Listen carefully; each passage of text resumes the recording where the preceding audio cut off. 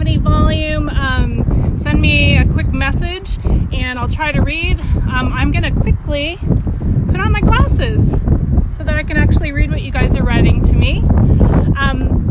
Just to introduce myself, my name is Gena Bentall. I am the director of Sea Otter Savvy, and our mission at Sea Otter Savvy is to increase awareness about sea otters and to engage communities in their stewardship. And we're here today with you guys and with a special guest to celebrate World Otter Day. Did you know that there are 13 different types of otters worldwide, and only 2 of those, the marine otter down in South America and the sea otter that we're going to be talking about here today, live entirely in a marine environment. So we're here in California.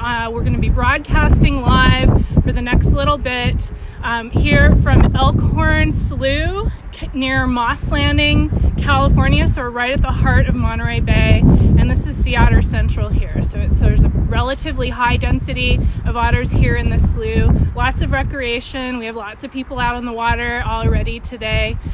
So we're going to be talking about sea otters and showing you some live video of the sea otters here who are mostly sleeping right now. And to start things off, I'm going to introduce you to Isabelle Groc. Let me just bring her on the video here. There she is.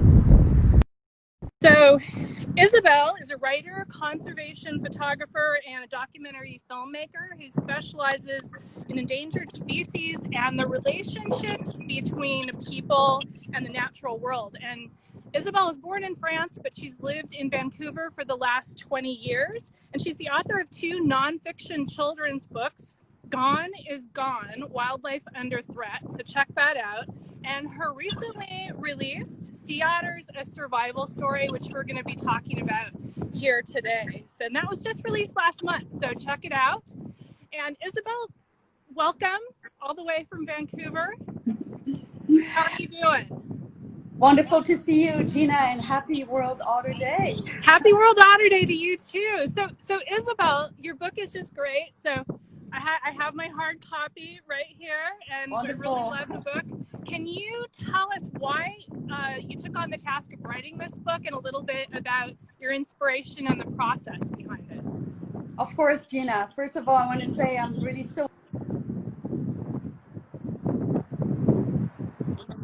we lost that connection for 1 second. I'm so envious that you're here in Elkhorn, Slough, because Elkhorn, Slough is such a special place for sea otters. I spent time there researching for the book. So the book is about sea otters, and it's special for me to introduce the book on World Otter Day. I must say, for me, it feels like Otter Day almost every day, and I'm sure it does for you too, Gena, to some extent, since I moved to British Columbia and learned and discovered specifically about sea otters in British Columbia. The more I learned about them, the more I became interested about them, and I became really passionate about sharing what I learned about sea otters with others, and that's what inspired me to write this book. So the book, Gena, is about sea otters, which are one of the, like you said, one of the 13 species of otters that we're celebrating today. They happen to be the smallest marine mammals in North America, and yes, you can see them there, right there in Elkhorn. It's wonderful to see them. And the book is about the remarkable journey of sea otters from near extinction. They were hunted in the 18th and 19th century because of the fur trade, and they are now on conservation efforts in the 20th century coming back, and I feel certainly very grateful that they're back now, that we can all enjoy seeing them. And I spent about a good 10 years researching sea otters, visiting them in their different habitats throughout their range in California and Alaska, in British Columbia, where I live. And Elkhorn Slough has always been a special place because since the 80s, sea otters started turning up in Elkhorn Slough, which surprised scientists at first. That was the first estuary where sea otters turned up in California. And it's really a place that's really important for sea otters, for connecting with nature, for science as well. And I just really love this place very much because it shows what also the book is all about, which is when sea otters return to the environment, they still have an incredible role as a keystone species.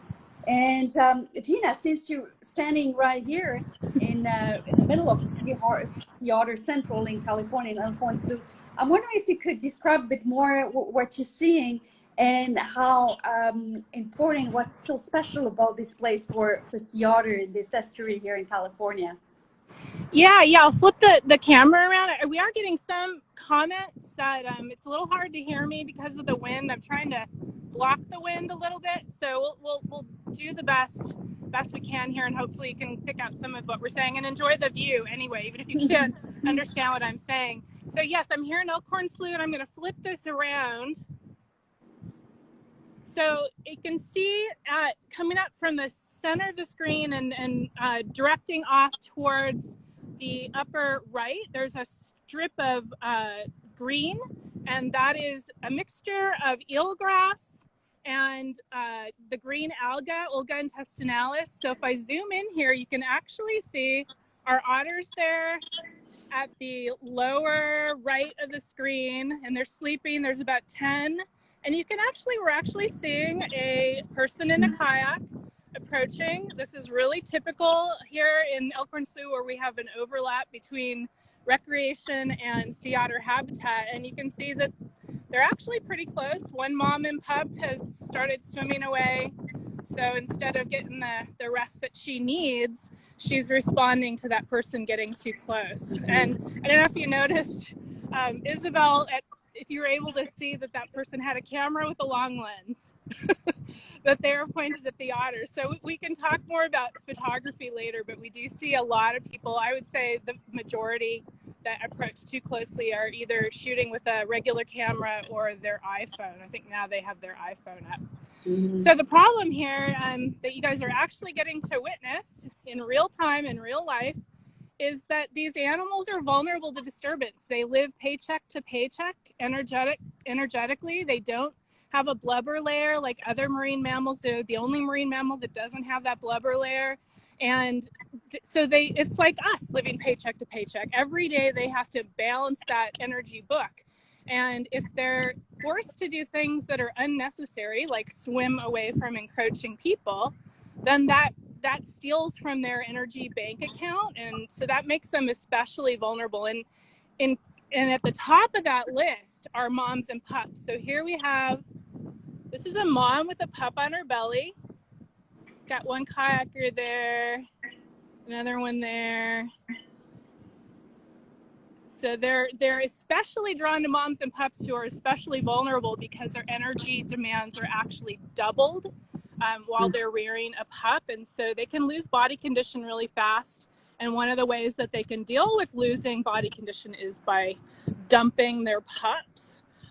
So that's definitely a problem for these moms who really work super hard to take care of them. So basically what we try to do is educate these guys before they're on the water and make sure they know, to pay attention to what's going on around them. So think about how wildlife, not just sea otters, but there's harbor seals, pelicans, shorebirds, all kinds of sensitive species out here. Think about that, pay attention. Know that sea otters are extra vulnerable and that your actions may ultimately harm this species. And I'm sure most people don't want to do that. And then give them space. And we recommend absolutely no closer than 5 lengths of your kayak. So we could see in that, what we just saw, that kayaker was within that space. And that was a private kayaker. So they're harder for us to reach because they don't go through the staff orientation given by the excellent kayak rental shops that are around here. So, and then the next thing that we recommend is that they pass by parallel. So instead of pointing their boat directly at the sea otters, which is a very scary, aggressive kind of predator-like behavior, if you just pass by obliquely, so to the side, they're much less likely to feel threatened by you. And then finally, be aware that this happens day in and day out for these animals. They've gotten kind of a break because people have been staying home during COVID-19. But as soon as people were able to come out on the water, I've been seeing disturbances happen again, even though the traffic is generally slower, disturbances still happening.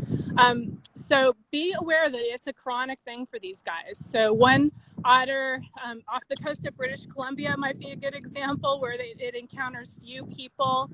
If it gets disturbed once a year or once a month, that's not going to be a big deal for that animal. It's not still something we don't want to do, but it's not going to have the impact of these otters here on the Central California coast, and where they may be disturbed an average of 6 up to 20 times a day on a busy day. So those are 3 things to keep in mind. Your Instagram sea otter selfie is not as important as protecting the welfare of these animals. So that was a pretty amazing that we were able to, I'm gonna flip it back here, we're actually able to flip it around and immediately see someone approaching too close and actually causing a mom and pup to swim away. So just to go back to the second part of your question as to why this Elkhorn Slough is particularly interesting.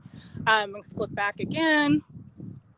This is really the only place where we have seen sea otters recolonizing an estuary habitat and been able to really look at what their impact is in this wetland estuary slough system.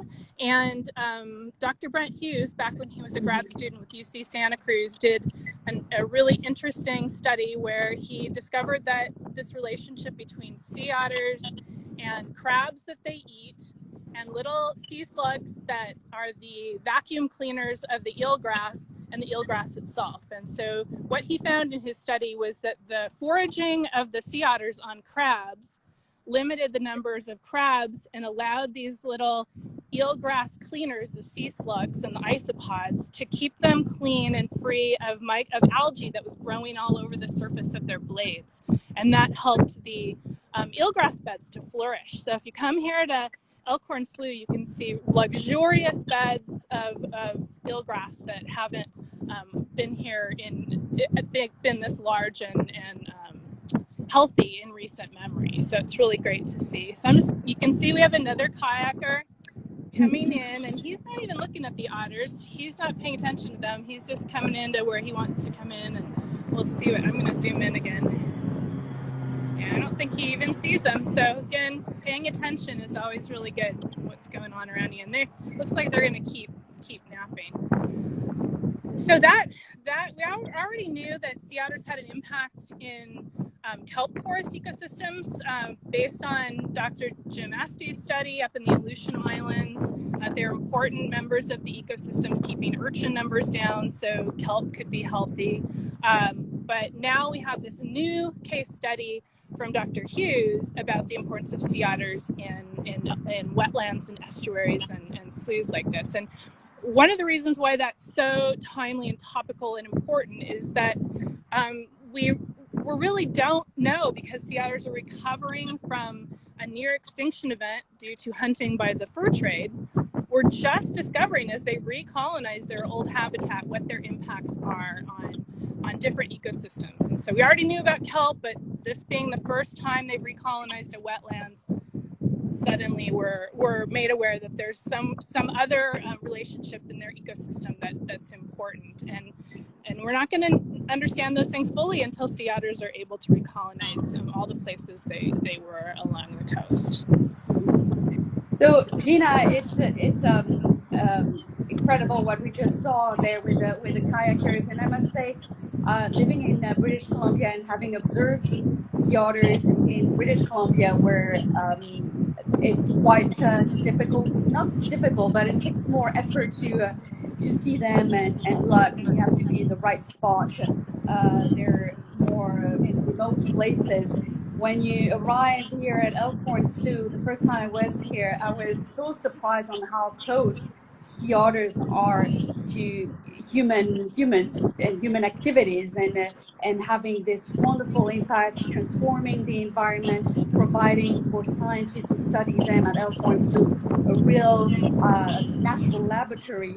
And so I guess Elkhorn Slough is a fascinating place because on one hand, the sea otters are right there. They're doing so much for the environment. Scientists are learning so much.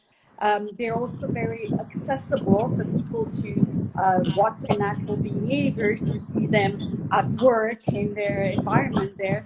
At the same time, this incredible connection to nature we can have here with the otters and with wildlife at Elkhorn Slough, that comes with those risks to the otters themselves. So that means we have a responsibility to be good neighbors here to our sea otters.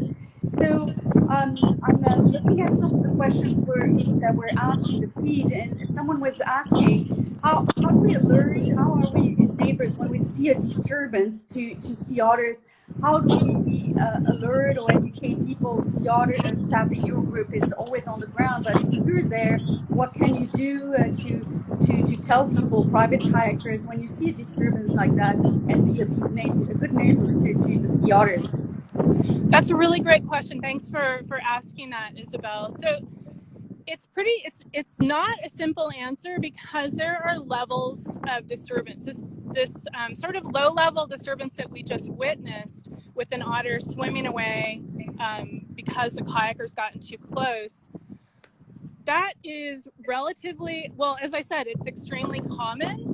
And so if you witness something like that, the best thing that I think you can do is to report it to Sea Otter Savvy. So if people go into our profile, there's a link to our online disturbance report form. You can actually fill it out right on your phone, and you can upload media. Video is especially helpful, but you can upload photographs too.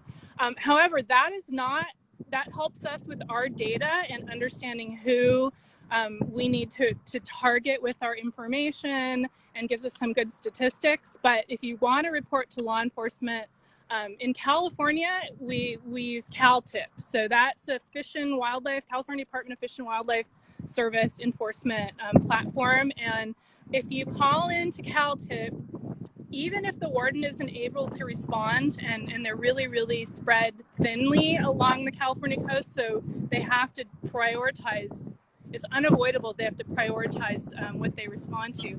Even if they can't respond, the record will be made of that, and it helps us to convince the law enforcement that this is an important issue that needs to be addressed. So I will say they're pretty good here on the Central Coast, and if they're able to respond, they do. So those are the two things. You can file a report with Sea Otter Savvy by clicking the link in our profile, or call CalTIP, and there's a little more information on that when you click on the link. If you see an egregious act of harassment, someone chasing a mom and a pup, separating a mom and a pup, their dog is chasing a sea otter, they're actively pursuing, those kinds of things, definitely report directly and immediately to CalTIP and take video, and they will respond to things like that. But be sure you get your video, because if they're not there to witness the event, it really helps them, if they want to prosecute, to have that evidence. So yeah, that's what people can do. And we especially need reporters right now, because our volunteer teams and our research teams aren't allowed to be out. We're not released from our shelter-in-place order, so we're not out collecting data right now. But if you are out getting your daily exercise and you happen to see a disturbance and you get some video, that definitely send it our way via that form. So Gena, you mentioned that the kayak we saw this morning, it was probably potentially a photographer taking some pictures. And I'm a writer and a photographer as well, so getting good photographs is always something you strive for. And my book is mostly illustrated with my own photographs, and I feel lucky as a photographer to be able to capture so many behaviors of the sea otters right on the surface, because unlike other marine mammals and whales that spend most of their time underwater, sea otters actually spend a lot of time at the surface. They bring back they cache all the shellfish, the crabs, everything they eat. They use their belly as a dinner table. So it's wonderful to photograph and capture those moments. And certainly, it's such a charismatic animal that we're always drawn to that, getting that moment, that close up. I think it's a natural reaction. However, I think, and I've learned over time, photographing sea otters for so many years, that it is really important to actually keep your distance from the otters. We talk a lot about social distancing these days, but social distancing with wildlife is also very important at all times.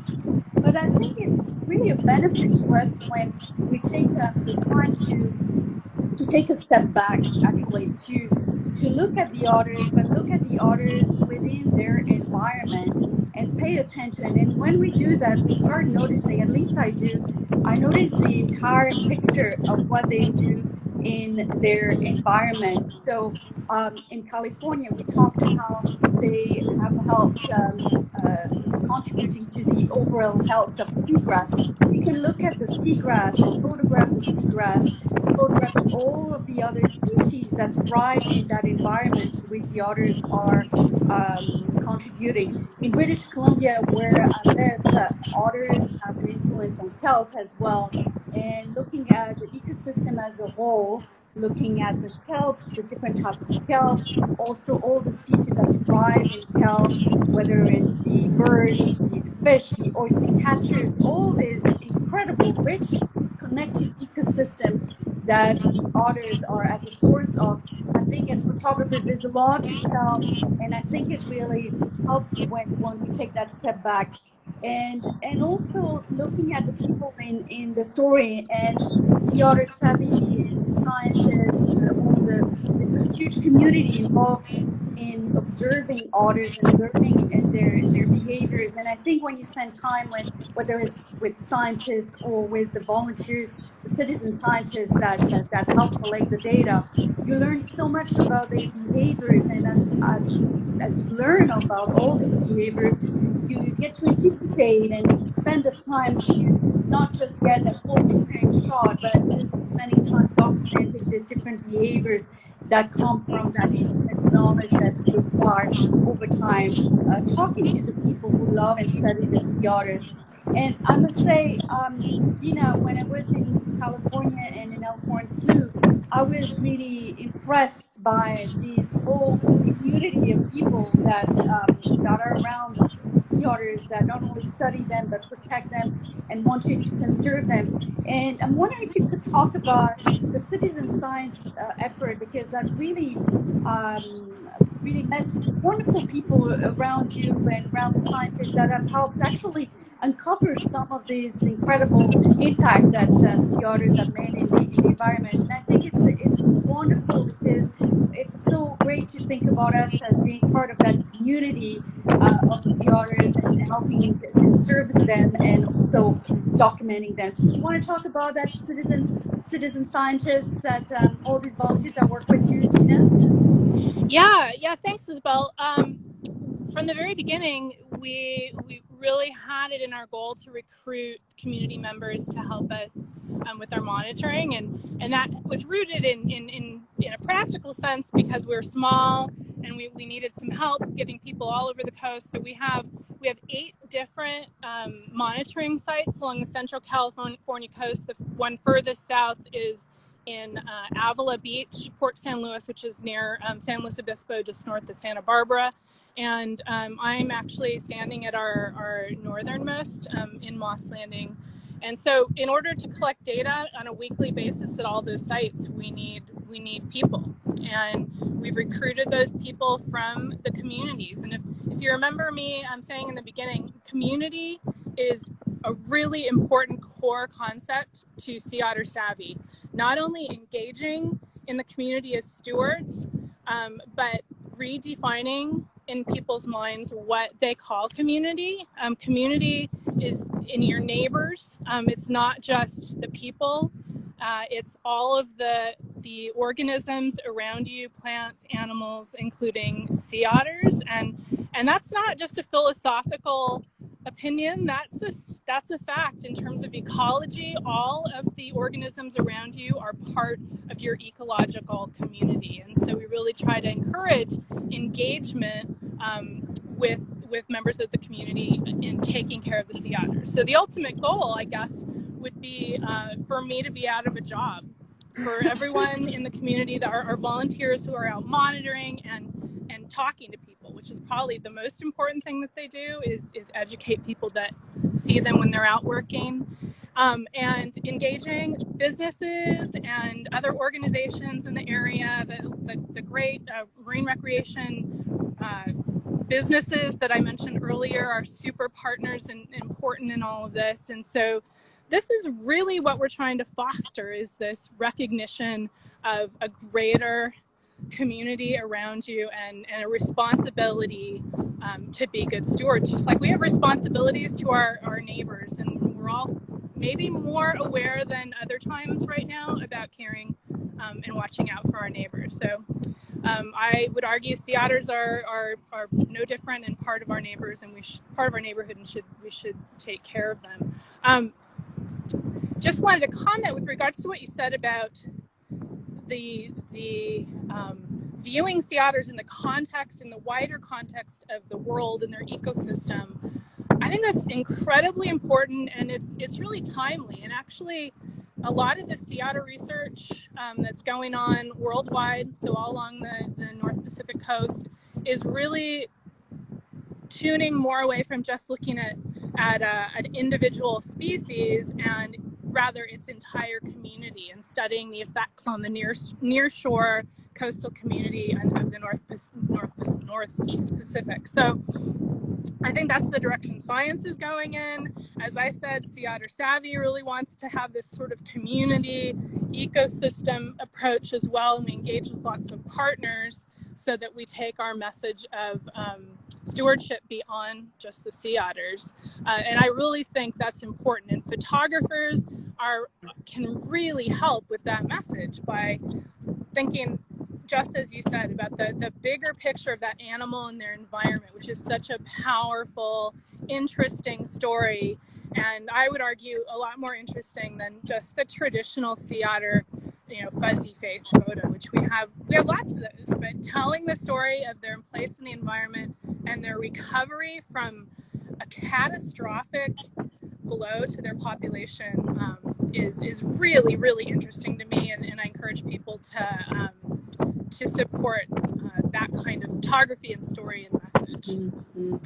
Yeah, Gena, I think community is so important, and as we celebrate World Otter Day today, I personally feel grateful that we are in a position to enjoy and to view these otters and appreciate all the benefits they bring to the ecosystem, because they were hungry to near extinction. So other species were not that lucky and we're in the middle of an extinction crisis. So it's, to me, the sea otter story really symbolizes the large impact that we can have as humans, the negative impact of hunting them almost to near extinction, and the positive impact through bringing them back and believing in the species and allowing this species to claim its territory and be there.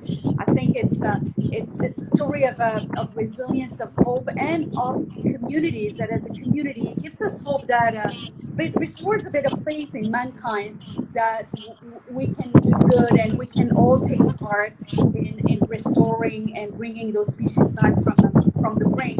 But I think there's a responsibility for all of us, and we don't have to live in British Columbia or in California to look after otters, and we can all do our part to be part of this community and doing our part to protect the ocean, protect their environment, and do this to collectively be part of the otter community. Gena, is there what are some of the things that come to mind? I have these tips in the book about what people can do to protect sea otters, to help them be on the continue and persist in the environment. Is there anything? I think I hear a sea otter pup, isn't it? Correct? Yes, I was going to ask you guys if you hear. So Yes. there's a mom. I'm trying to spot the pup. Mom's foraging, and pup is not happy. Let me flip it. Oh, their mom just popped up. I'm going to flip it around here.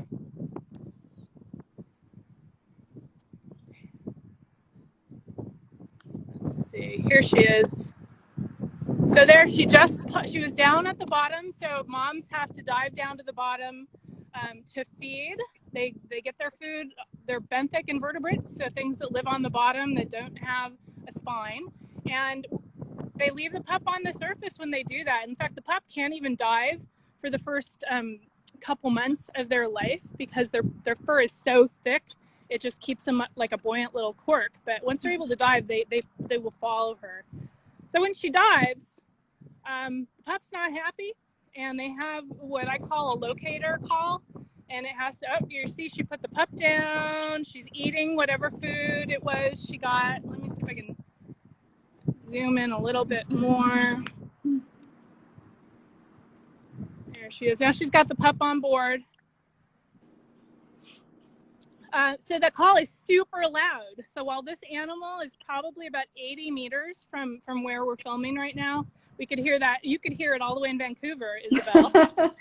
So the mom and pup both call back and forth to one another, and they're usually able to locate each other pretty quickly because of that call. So now I forgot what question it was. So Gena, I think I'm gonna say that, you know, you said it's sea otter pup all the way from Vancouver, which is absolutely amazing and show us how connected we are. And I was talking about the community, of how we can be part of this community, and what a wonderful metaphor to be able to hear a sea otter pup call us and be part of that community. So I think what I was asking and is that what can we all do to help or to support the species to continue to recover in its environment? And we don't have to be right here in California or in British Columbia. We can all be by being good we do on our activity on land, to look after the ocean, because as we can see, sea otters live very close to humans.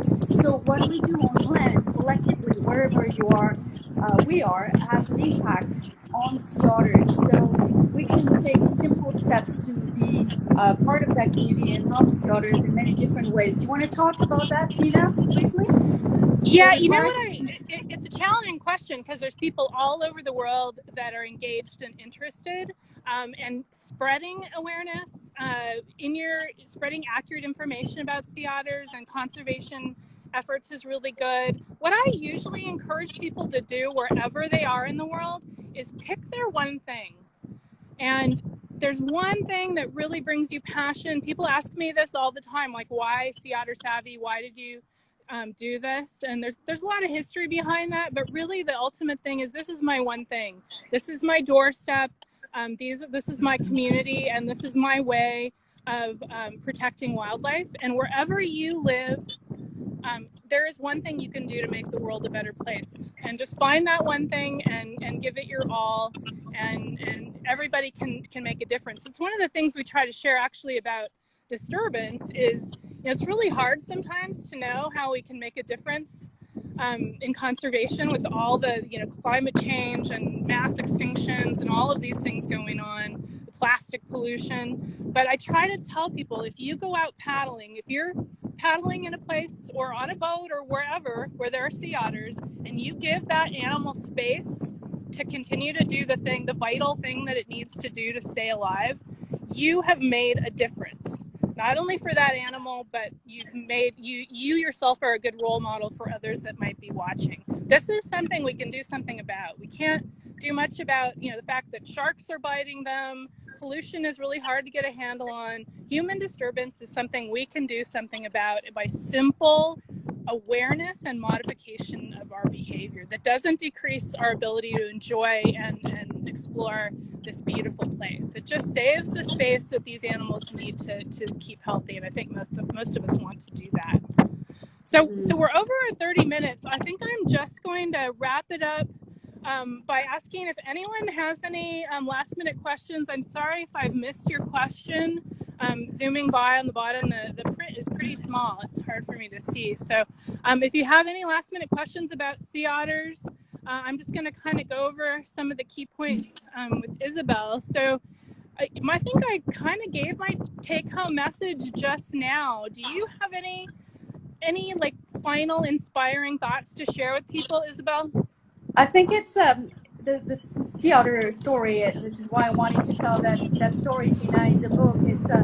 It's really a lesson. It's the fact that we have such an impact, us humans, on wildlife and the natural world. And sea otters shows us what happens when you remove a species from the environment. It's not just impacting that one single species. It's in fact impacting the entire ecosystem. And sometimes we don't know when we're impacting all these different ecosystem and species. We don't know what's happening, and scientists now are learning what's happening when we remove a species. So when otters are coming back and have these incredible effects as a keystone species on the ecosystem, that shows us all that it's a real connected ecosystem, that it's not just one species, it's many other species. So we need to be thinking about how to protect the ecosystems and how to protect all species, because they all have a role to play and we're part of that. So wherever we are, we can make a difference, protect species close to where we live, on our doorstep. And I'm a strongly believer that wildlife conservation starts at home, right in our backyard, and we can share that, we can amplify that with others all around the world. So this is my certainly take-home message for today, and how happy I am to be with you, Gena, and with everyone who's listening today on World Otter Day. And wherever you are, help otters and the ocean and wildlife conservation. And we're grateful because sea otters are still here because of the care we took, and we need to continue to have that care for our neighbors, distant neighbors or close neighbors. It doesn't matter, still members of our community. Yeah, and speaking of our community, just as a final note, I just want to give a shout out to a couple followers that are following us right now. Jeff and Wendy Photography and Linda Drawn Photography are two of our sea otter savvy wildlife photographers, and check out their accounts because they're really on board and tuned in with the messaging of taking photographs of sea otters and how to do that responsibly. So thanks guys for joining. Thank you so much, Isabelle, for joining me. I encourage everyone to pick up a copy of Isabelle's book. I can tell you right now that sea otter scientists very rarely like books about sea otters, and I can tell you that I do. This is a great book, and it's very accurate, scientifically accurate, and a great read. And it's especially great because it can be enjoyed by young people, and they're the ones that we really, really want to take extra time encouraging. So thank you so much, everyone, for tuning in today. It's been live on World Otter Day from Elkhorn, Slough with Sea Otter Savvy and Isabelle Groc. And enjoy the rest of your World Otter Day. And Gena, I will say just very quickly that I want to thank my publisher, Orca Books, which allowed me to give my shout out to my publisher, Orca Books, which has trusted me to do this book. And you mentioned young people. Gena, it's extremely important educating young people to look after the natural world. And certainly this book's audience is children, but can be read by everyone. So thanks again for this, Gena. I really enjoyed it, and happy World Otter Day, everybody. Bye, everybody. Elbow bump. Elbow bump. Thank you. Bye. Bye.